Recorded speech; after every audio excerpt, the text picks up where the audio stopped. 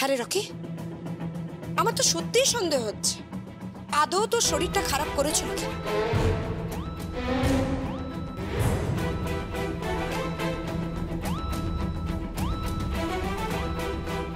তোর সামনে তোর বউ সঙ্গীতের হাত থেকে ভাত কাপড় নিল, তোর গায়ে লাগলো না?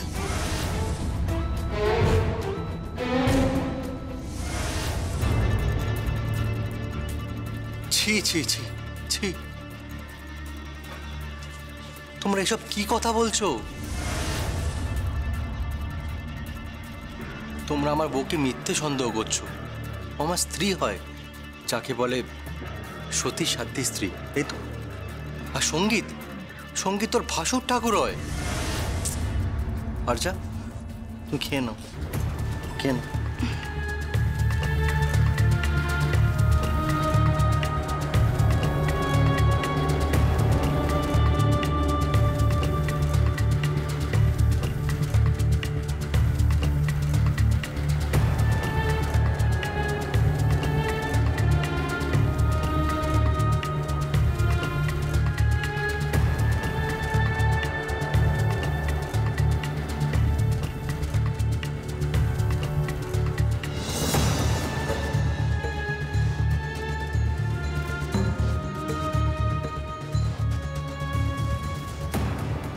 যমুনা, তোর বরের হাত থেকে মুড়ো খাচ্ছি, মাছের মুড়ো। সবে তো মাছের মাথা, কাপড় আর ভাতের থালা নিলাম, এবার দেখ যে আমি আর কি কিনি।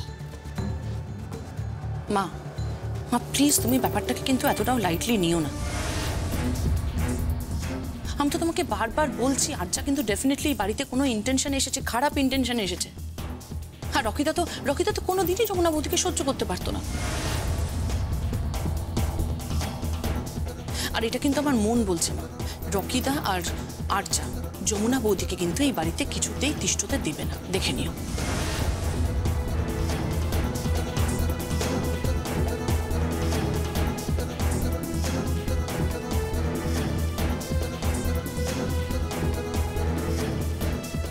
যমুনা এই বাড়ির বউ,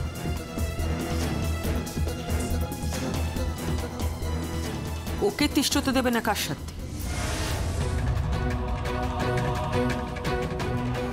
বউরা, বাড়ির বউরা গাছের মতো শিকড় বাকড় সংসারের অনেক গভীরে পৌঁছে দেয়, সেখান থেকে উপড়ে ফেলা অত সহজ নয়।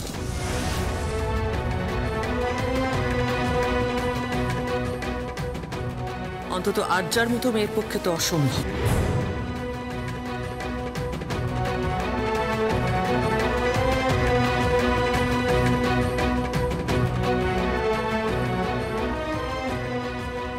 এই মেয়ে কিন্তু ডেঞ্জারাস। এর উদ্দেশ্যটা কি বুঝতে পারলাম না।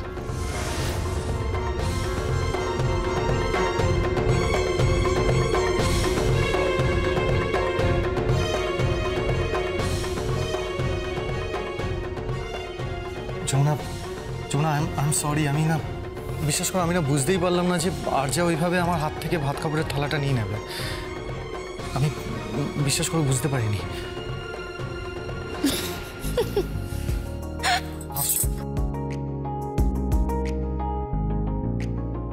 বৌদি, হাসছো কেন? তো দাদা ভাইয়ের মুখটা একবার দেখ, কেমন গোবেচারার মতো হয়ে গেছে। ছোট কর্তা বাবু, আমি একটা জিনিস বিশ্বাস করি, সেটা হচ্ছে আপনি আমাকে এতটাই ভালোবাসেন যে আপনার থেকে আমাকে কেউ কোনোদিনও কেড়ে নিতে পারবে না।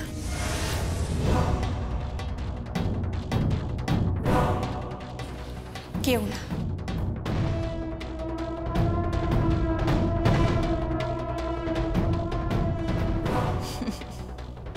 সবে তো ভাত কাপড়ের থালা নিলাম, ফুল সজ্জায় কি কাণ্ডটাই না ঘটাই। শুধু দেখতে থাক যমুনা, দেখতে থাক।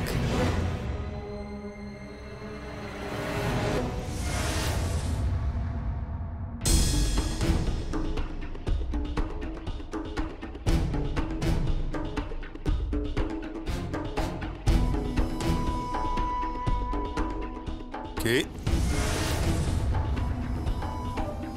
ভাত কাপড়ের সময় আপনাকে দেখতে পেলাম না, তাই ভাবলাম গিয়ে প্রণামটা করে আসি।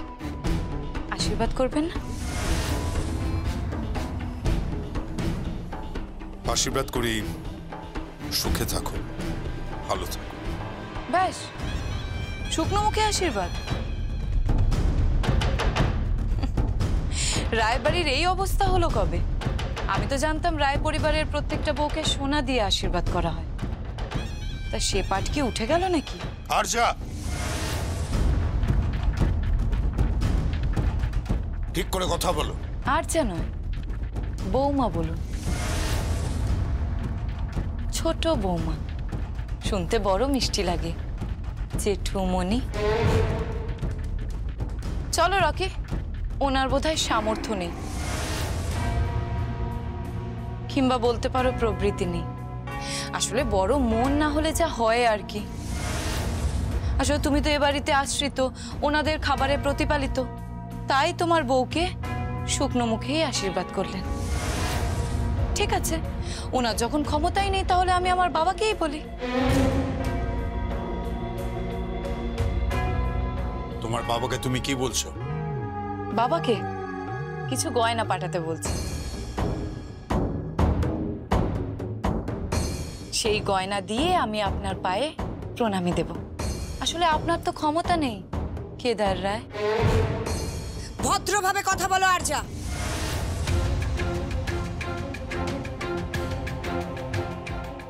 এটা কি ধরনের ব্যবহার?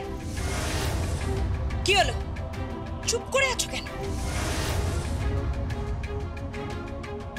তুমি দাদার পায়ে গয়না দেবে? এত ক্ষমতা তোমার? এত পয়সা হয়ে গেছে তোমার? হ্যাঁ, আমার অনেক পয়সা হয়ে গেছে। আপনাদের সবাইকে কিনে নিতে পারি। বাজি রাখুন। আরজা, এই রায় পরিবারের যে সম্পত্তি আছে না, যা জমি আছে, তার যা পরিমাণ, সম্পত্তির যা পরিমাণ, সেই পরিমাণ মাপতে গেলে তোমার কয়েক মাস লেগে যাবে।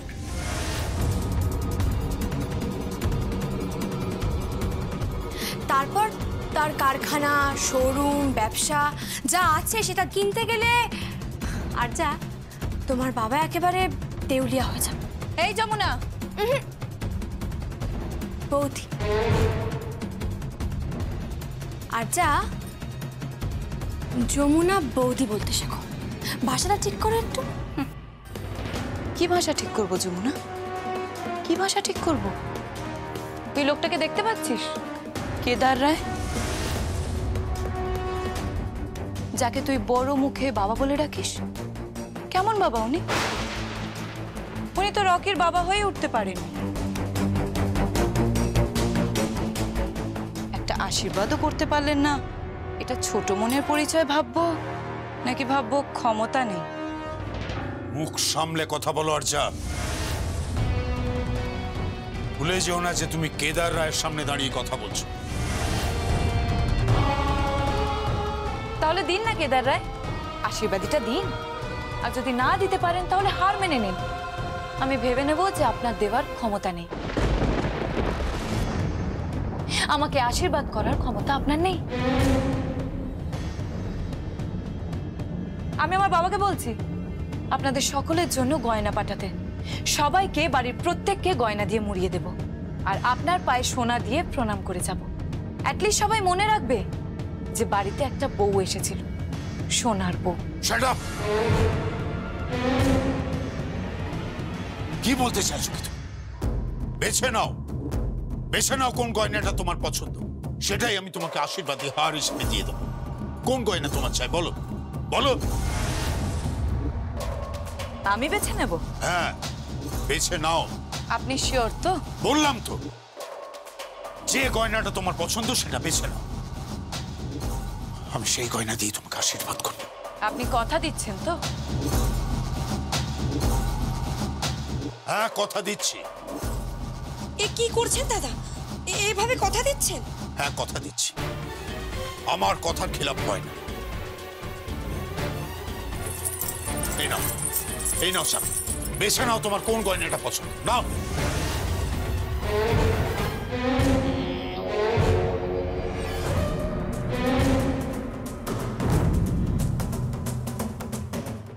ট্র্যাপে পড়ে গেছেন কেদার রায়। ইগো হার্ট করলে মানুষের যে কি হয়। কি হলো আর্যা? যাও, দাঁড়িয়ে আছো কেন? আমার শ্বশুর মশাইয়ের কথার দাম আছে, উনি যখন বলেছেন তখন যাও গয়না বেছে। ওকে প্লিজ প্লিজ আলমারিটা খুলতে দিও না, ওখানে তো গয়নার ভান্ডার রয়েছে। আর তোমরা কেন বুঝতে পারছো না বলো তো যে ও একটা অন্য মতলবে এখানে এসেছে?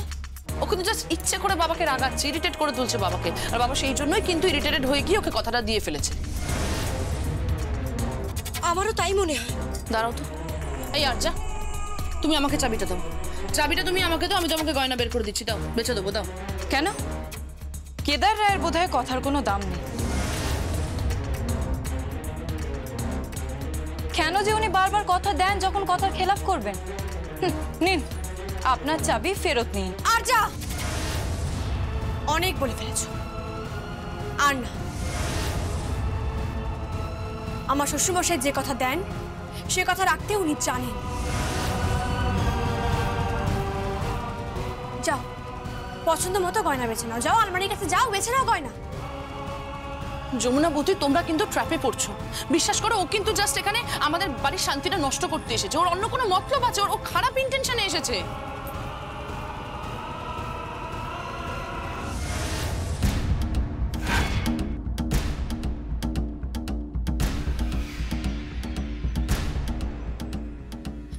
রকি, কি?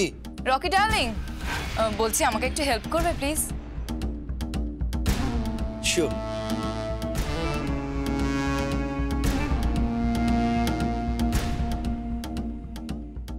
ছি ছি ছি ছি ছি। গুরুজনদের সামনে ডার্লিং ফার্লিং এসব আবার কি? কেন? ভালোবাসার মানুষকে তো ডার্লিং বলে ডাকতেই পারি, এতে অসুবিধা কোথায়? নাকি ওই যমুনার মতন বাড়িতে আধাত ঘোমটা দিয়ে থাকবো আর বাইরে খ্যামটা? আর্যা,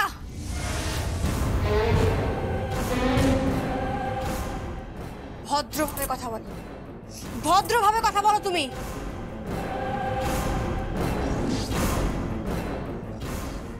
আর যা সিরিয়াসলি, তোমাকে দেখে কিন্তু একদমই মনে হচ্ছে না যে তুমি শিক্ষিতা। তুমি নাকি কনভেন্টে পড়তে, সেখান থেকে পাশ করেছো, একদম দেখে মনে হচ্ছে না তো।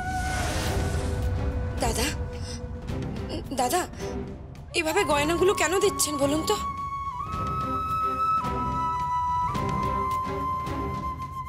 মল্লিকা, ওকে বেছে নিতে দাও।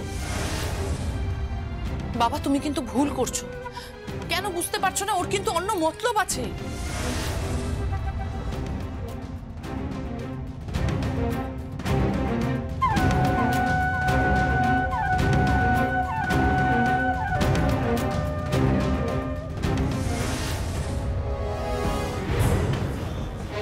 এবারের বউ ছাড়াও আর কেউ পড়তে পারে না, এটা বংশের পরম্পরা, এবারের নিয়ম, এবারের প্রথা।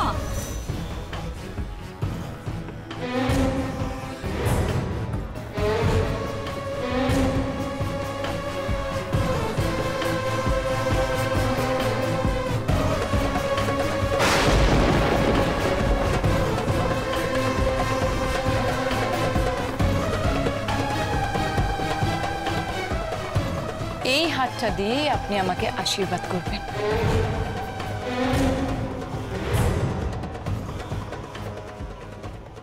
কি বলছো কি তুমি? এই, তোমার মাথা খারাপ হয়ে গেছে নাকি? এটা যমুনার আশীর্বাদী হার, আর আমার শাশুড়ি মা স্বয়ং যমুনাকে এটা দিয়েছে। এটা আমাদের পারিবারিক হার। আমি তো বলছিলাম এতক্ষণ ধরে, সবাইকে তো বললাম যে ওর অন্য কোনো মতলব আছে। ও প্রচন্ড ক্যালকুলেটিভ, ক্যালকুলেশন ছাড়া কিছু বোঝে না। অত কথায় কাজ নেই গীত, চিরে ভিজবে না ননদিনী। আমার এই হারটাই চাই। কি কেদার রায়, এই গয়নাটা আমাকে আশীর্বাদী হার হিসেবে দিতে পারবেন তো? এটা আমাদের পারিবারিক হার, আর এই পারিবারিক হারটা শুধু বাড়ির বউরা পরে। আমিও এই বাড়ির বউ।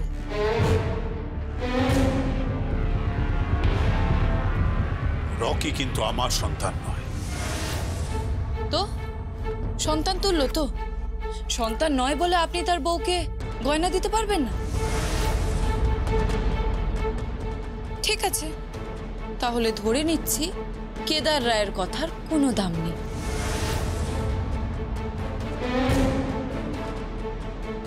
তাই বারবার আপনি আপনার কথার খেলাফ করেছেন। আপনার মধ্যে সততাই নেই।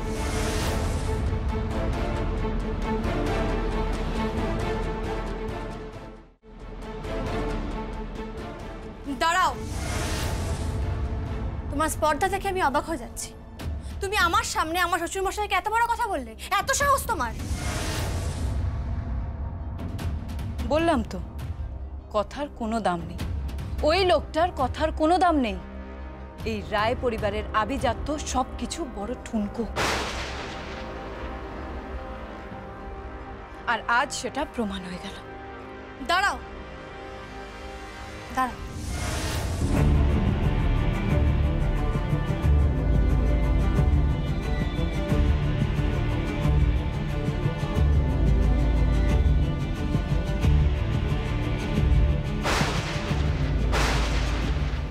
কি করছো তুমি যমুনা বৌদি? প্লিজ প্লিজ ইমোশনাল হয়ে এটা অন্তত করো না। ও কিন্তু এটাই চাইছে।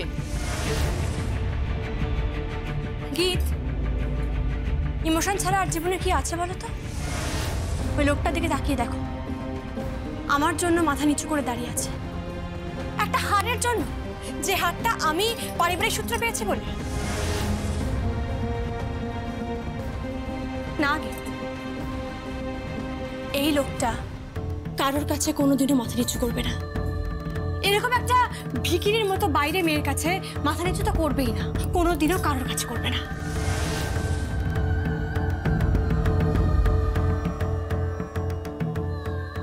আচ্ছা, তুমি খুশি তো? এই হারটা আমি তোমাকে দান করলাম, যাও। এই পারিবারিক গয়না তুই দান করতে পারিস না। পারি কাকিমা, নিশ্চয়ই পারি। কি করে পারিস? এটা তো তোর বড় মা তোকে দিয়েছে। জানি তো, বড় মা এটা আমাকে দান করেছেন, আর দানের কোনো শর্ত হয় না। তাই এই হাতটা আজ আমি ওকে দান করলাম তোমার, যাও।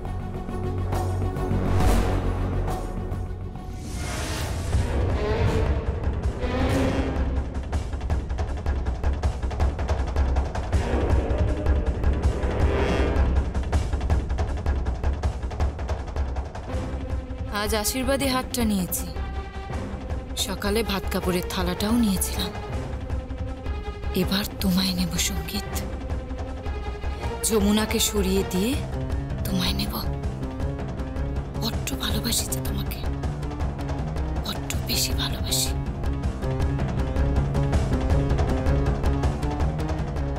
রকি ডার্লিং, চলে এসো। ইয়েস।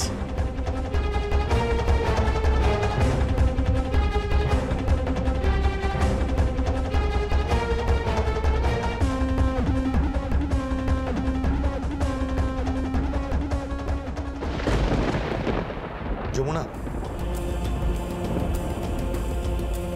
ওর গলায় যে হারটা ছিল সেটা আমাদের পারিবারিক হার। এটা প্রথমে ঠাম্মি, তারপর মা, তারপর তোমার গলায় এসেছে। আর তুমি ওই হারটা আরজাকে দিয়ে দিলে কেন যমুনা? কারণ আমার শ্বশুর মশাই কথা দিয়েছেন, আর তাই আমার কাছে ওই হারের থেকে আমার শ্বশুর মশাইয়ের কথার দাম অনেক বেশি, ওনার সম্মান অনেক বেশি।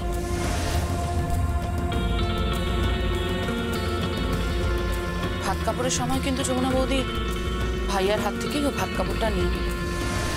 এখন তোমার আশীর্বাদী হার নেই, পরে আবার এরকম হবে না তো? ভাইয়া কি হয়তো তোমার কাছ থেকে কেড়ে নিল?